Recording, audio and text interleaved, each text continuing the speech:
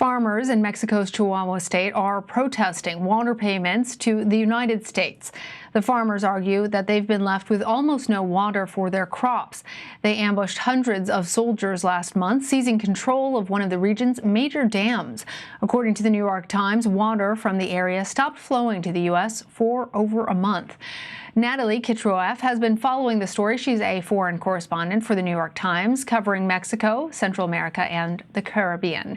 Natalie, good to have you with us. So give us a better idea of the conditions that farmers are currently facing in the region.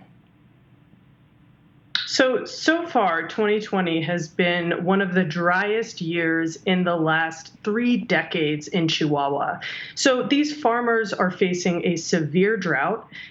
They say that rainfall has been incredibly scarce, and their livelihoods depend on water. They irrigate a ton of crops down there and export them to the U.S. They say that if their water flows to the United States, if any more of it goes there, they won't have a harvest this next year. And we're talking about billions of dollars of agriculture in this state. So the stakes really could not be higher for them.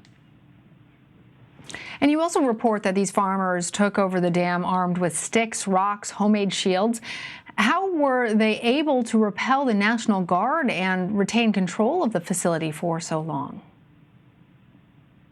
The National Guard was heavily outnumbered by thousands of farmers who had gathered to protest, and they knew the terrain better than the National Guard. They came up from behind. They surprised a group of guardsmen who were around a cache of weapons. And when the general in charge saw that the farmers were about to take control of the situation, he surrendered, and the farmers were essentially able to get him and all of his men out of the dam. And as you said, they've held on to it since. It's been more than a month. And you also write that the farmers have blocked water flow to the U.S. Explain to our viewers how that's gone on and what's all at stake for these farmers.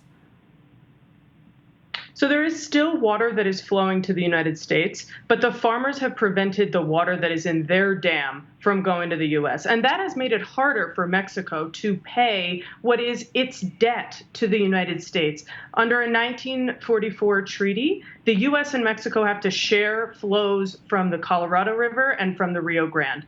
The river that the farmers are controlling now feeds into the Rio Grande. And so it's made their seizure of this dam has made it a lot harder for Mexico to meet its obligation to the United States and mainly to Texas farmers that rely on this water to irrigate their crops. So, as you mentioned, Mexico has fallen behind then on its water payments to the U.S. Could the country face consequences if it doesn't deliver this water by the given deadline? There is in the treaty no punishment for either side failing to meet its responsibilities. However, Mexico does not want to anger the Trump administration. President Trump has shown himself to be willing to start trade wars, and Mexico is in the middle of a once-in-a-lifetime economic crisis. So the diplomatic risks for Mexico are extremely high, and they have said that they are committed to paying this obligation, punishment or not, whether the farmers like it or not. Has President Obrador himself weighed in on this? López Obrador is, he has vowed over and over again that Mexico is going to meet its obligation. And part of what's going on here is internal Mexican politics. These farmers are not part of the working class poor base that elected this leftist president.